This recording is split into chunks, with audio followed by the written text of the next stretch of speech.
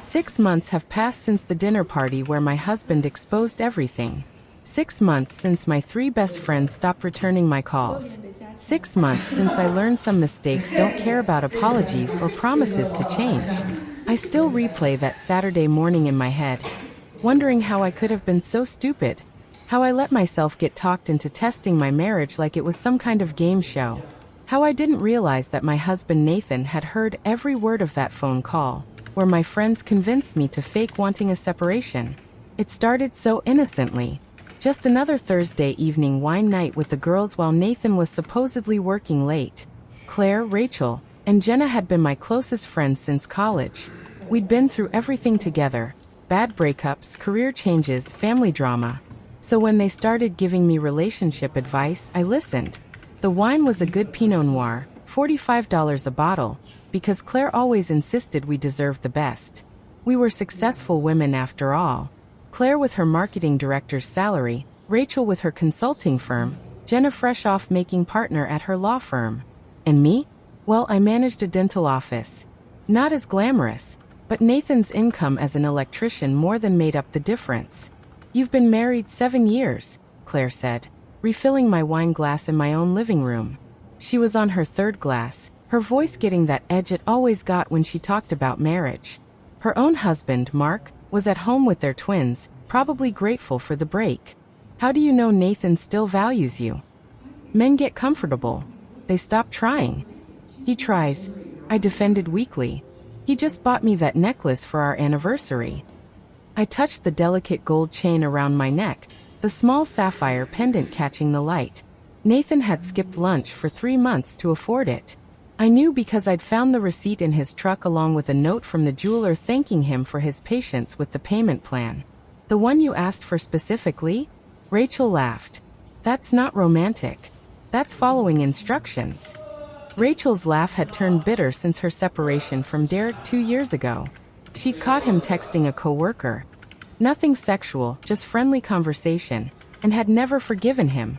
Now she saw betrayal everywhere, in every comfortable marriage, in every husband who didn't worship at his wife's feet. "At least he remembers your anniversary," Jenna added, examining her empty ring finger. "Ryan forgot ours 3 years running before I finally left him." What Jenna didn't mention was Ryan's double shifts as a paramedic, saving lives while she spent his overtime pay on designer bags. But that wasn't the story she told anymore. I should have shut down the conversation right there.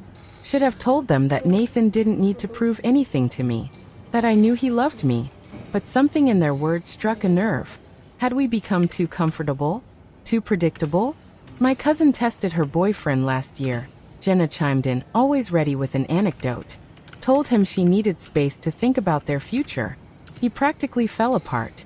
Bought her a car, planned this huge romantic gesture, the whole thing. Now they're engaged, and he treats her like a queen." "That's manipulation," I said. But even I could hear the uncertainty in my voice. "It's not manipulation," Claire insisted. "It's making sure your man knows your worth, that he won't take you for granted." I took another sip of wine, feeling their eyes on me. These were successful women. Claire was a marketing director. Rachel ran her own consulting firm. Jenna had just made partner. Surely they knew about relationships. "I don't know. It feels wrong to lie to Nathan like that." "Who said anything about lying?" Rachel leaned forward. "Just tell him you need some time to think about your marriage.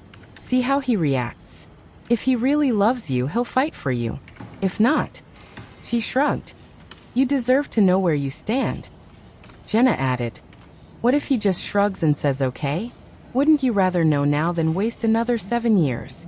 The wine was making everything fuzzy, but their logic seemed sound. Nathan had been distant lately, working late, spending weekends in the garage with his projects. When was the last time he'd surprised me with something I hadn't asked for? When was the last time he'd shown me I was a priority? What would I even say? I heard myself asking. And that's when they pounced like sharks smelling blood in the water. They had the whole script ready. How I should approach him, what words to use, how to stay calm and serious, how to document his reaction for analysis later. "Do it this weekend," Claire urged. "When he's relaxed and not expecting it. That'll give you the most authentic reaction." And don't cave if he seems upset, Rachel added. You need to see how far he'll go to keep you. Make sure to tell us everything, Jenna said with a laugh. This is going to be such good drama. Drama. That's what my marriage was to them, entertainment. And I was too wine-dazed and insecure to see it. What I didn't know was that Nathan had come home early, that he'd stood in our hallway listening to every poisonous word, that while I was agreeing to test his love, he was planning his response. Saturday morning came too quickly. I woke up with a wine headache and a script in my head. Nathan was in the garage working on his motorcycle like he did every weekend. Normal, predictable, comfortable. Everything my friends said was wrong with our marriage. I stood in the doorway watching him work, trying to summon the courage to blow up our life. He looked up and smiled at me. That same warm smile that made me fall in love with him 8 years ago. Morning, beautiful. Want some coffee? I made a fresh pot. We need to talk, I said, the words feeling foreign in my mouth. His smile faded slightly, but he set down his tools and gave me his full attention. Sure, what's on your mind? I took a deep breath and started reciting the script. I've been doing a lot of thinking lately about us, about our marriage, and I'm not sure I'm happy anymore. The words hung between us like a blade. I watched his face, waiting for the panic my friends had promised. Instead, he just nodded slowly. Okay, what specifically has you feeling unhappy? That wasn't in the script. He was supposed to immediately start asking what he'd done wrong, promising to change. I scrambled for the next line. I just feel like we've fallen into a routine. I don't know if this is what I want for the rest of my life. I think I need some space to figure things out. Space, he repeated calmly. What kind of space are we talking about? Why wasn't he panicking? Why wasn't he fighting? Maybe we should take a break. Spend some time apart so I can think clearly about what I really want. He wiped his hands on a rag, his movements deliberate and calm. How long of a break? I don't know. A few weeks, maybe. That's reasonable, he said. When do you want to start? My mouth fell open. This wasn't how it was supposed to go. He was supposed to beg. He was supposed to promise me the world. He was supposed to fight for our marriage. You're okay with this? I asked, my voice barely a whisper. You said you need space to think. If that's what you need, then that's what you need. I'm not going to force you to stay in a marriage that doesn't make you happy. The calm in his voice terrified me more than anger would have. He stood up, walked past me toward the house. I'll move my things to the guest room today. We should probably figure out how to split the bills during this break. Wait. I called after him. You're moving out of our bedroom right now? Well, you said you wanted space. I assumed that meant physical space too. This was spiraling out of control. My friends hadn't prepared me for acceptance, for cooperation, for a husband who would simply let me go. I didn't mean right away. I thought we could discuss the details first.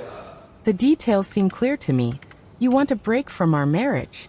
The sooner we start, the sooner you'll have your answer. I followed him to our bedroom, watching in horror as he calmly began moving his clothes to the guest room. This was supposed to be a test, not an actual separation. Don't you have questions? Don't you want to know why? He paused, looked at me with those steady brown eyes. Would the answers change anything? You've already decided you're unhappy. You've already decided you need space. What's left to discuss? I just thought you'd have.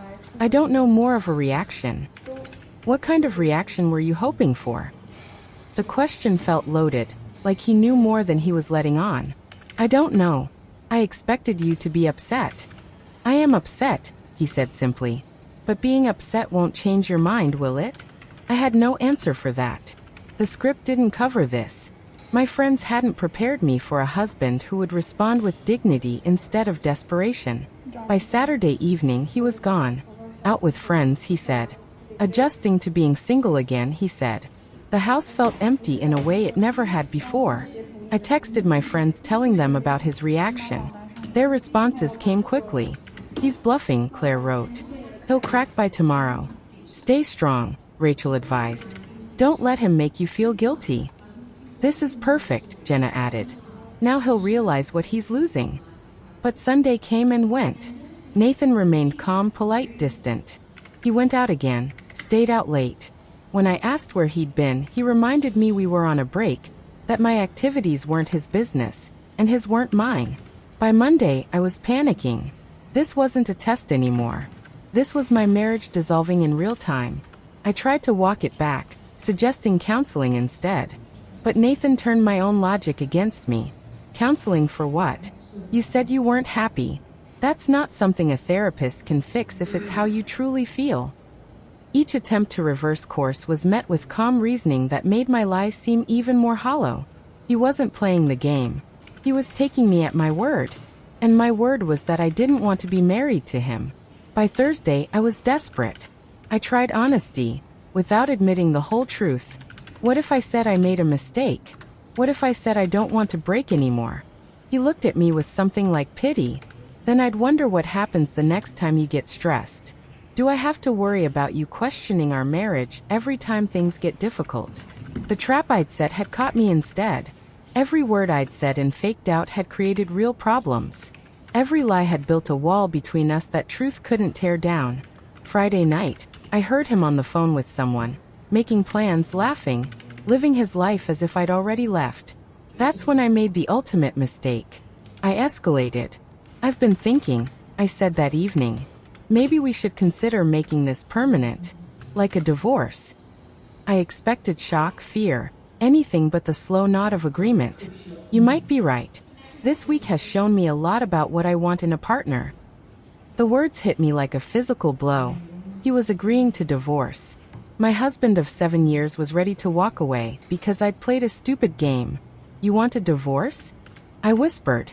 I want to be with someone who's sure they want to be with me. You've made it clear that's not you. That's when I cracked. When the performance ended and the real fear began. But it was too late. The damage was done. Saturday morning, exactly 1 week after I'd started this nightmare, I couldn't take it anymore. Nathan was making breakfast, humming to himself like he didn't have a care in the world. Bacon sizzled in the pan, the expensive kind from the butcher shop, not our usual grocery store brand. He'd even made fresh orange juice. Smells good, I said tentatively, hovering in the kitchen doorway. Thanks. I figured if I'm living the bachelor life, might as well enjoy it. He didn't even look at me as he plated his food. 1 plate. 1 serving. The message was clear. Nathan, we need to talk about this. About what? The break? I thought we covered everything. He sat down at the table with his breakfast and the morning paper. An actual newspaper, like some content divorced dad from a movie. Stop, I begged. Just stop this whole thing. He finally looked up, eyebrows raised. Stop what? This act. This accepting routine. You're supposed to fight for us. You're supposed to care that I'm leaving. But you're not leaving. You're making an informed decision about our marriage. I'm respecting that. I exploded, screamed, cried. The words poured out in a hysterical rush. Why won't you fight for me? Why don't you care? What kind of husband just lets his wife walk away? He set down his fork very deliberately, the calm before the storm. What kind of wife tells her husband she wants a divorce to see if he'll beg? The air left my lungs. He couldn't know. There was no way he could know. I heard the phone call, he said simply. I heard every word. The coaching. The script. The plan to test me like a lab rat. The world tilted. He knew. He'd known all along. I wanted to see how far you'd take it, he continued. Whether you'd come clean or keep doubling down on the lie. You chose to double down. For a week. It wasn't like that. I tried desperately. They said it would help me understand how you felt about me. And how do I feel about you? His voice was ice. I don't know anymore. I feel like I've been married to someone who would rather manipulate me than talk to me, who values her friend's entertainment more than our trust, who was willing to threaten divorce just to see me dance. Every word was true. Every word was damning. I'd played a game with our marriage and lost everything. The dinner party that night was the final blow. Nathan exposed all 3 of my friends in front of everyone we knew. Their marriages started cracking that very evening as their own husbands realized what kind of women they'd married. Women who would encourage destroying a marriage for fun. We arrived at Claire's house at 7:30. I'd begged Nathan not to go, but he insisted. We RSVP'd weeks ago, he said. It would be rude not to show. But I knew from the set of his jaw that he had other plans. Claire's house was immaculate as always. The 4,000 square foot colonial that Mark's investment banking salary paid for, decorated with the minimalist aesthetic Claire saw in a magazine. Everything white and gray and sharp edges, like their marriage. The usual crowd was there. 3 other couples besides us and my trio of toxic friends.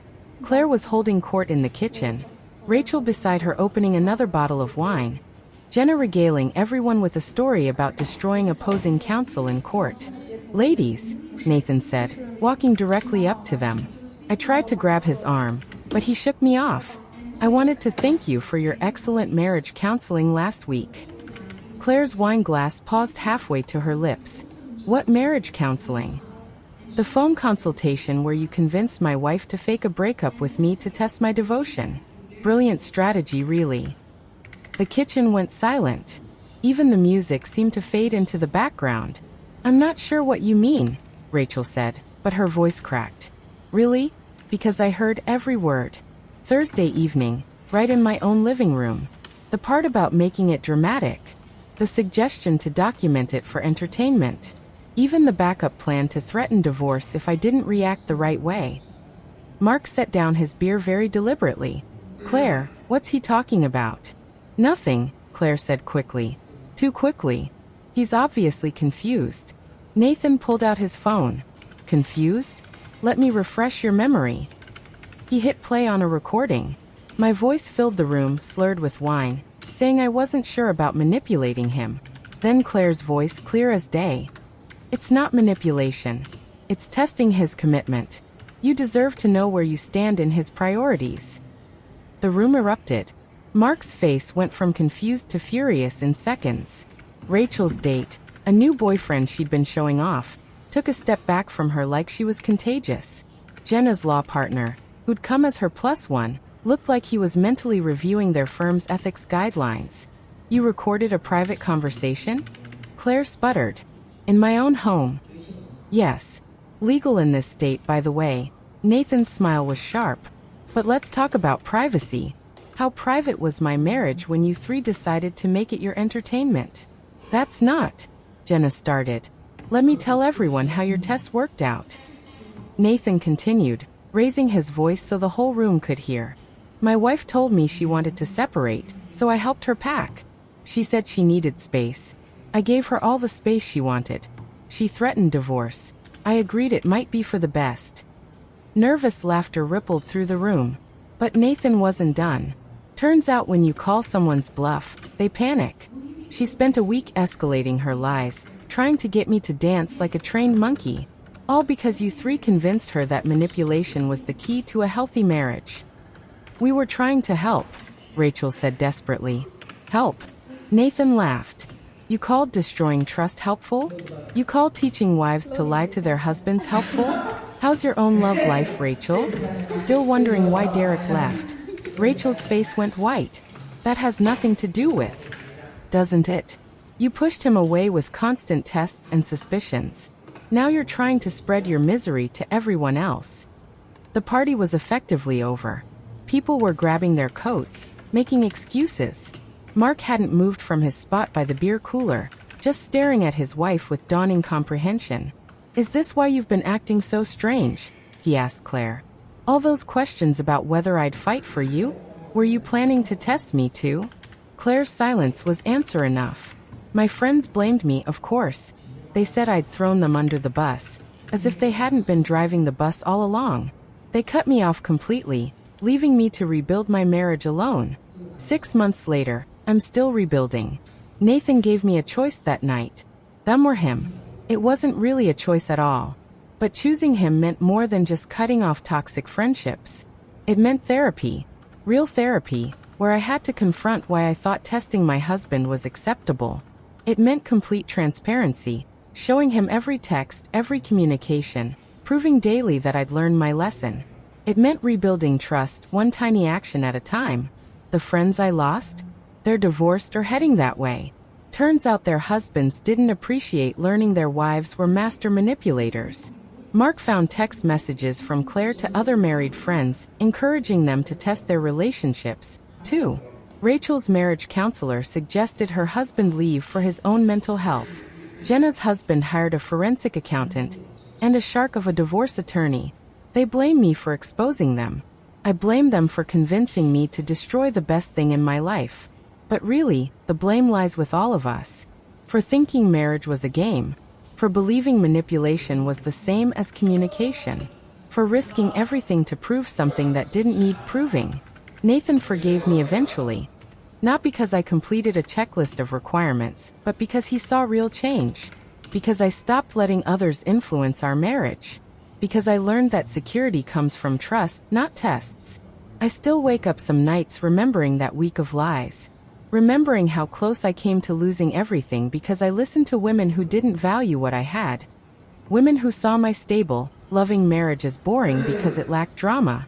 Now I know better. Drama isn't passion. Tests aren't love. And real security in a marriage doesn't come from seeing how far you can push someone before they break. It comes from never wanting to push them at all. My story is a warning to every wife who lets her friends whisper poison about her marriage. To every woman who thinks manipulation is the same as communication. To everyone who believes that love needs to be tested to be real. Some tests don't have the answers you expect. Some games have consequences you can't undo. And some friends? They're not friends at all. They're just miserable people looking for company. I learned that the hard way on a Saturday morning in my garage, watching my husband pack his things because I'd convinced him I didn't want him. All for a test. All for drama. All for nothing. The price of that lesson? Nearly everything I held dear. But maybe that's what it takes sometimes. Maybe you have to almost lose something to understand its worth. Or maybe I'm just trying to find meaning in my own stupidity. Either way, the test is over. The friends I thought were real are gone. My marriage is scarred but healing. And I'm left with the knowledge that I'm capable of destroying my own happiness because someone else thought it would be entertaining. That's a test result I'll carry forever.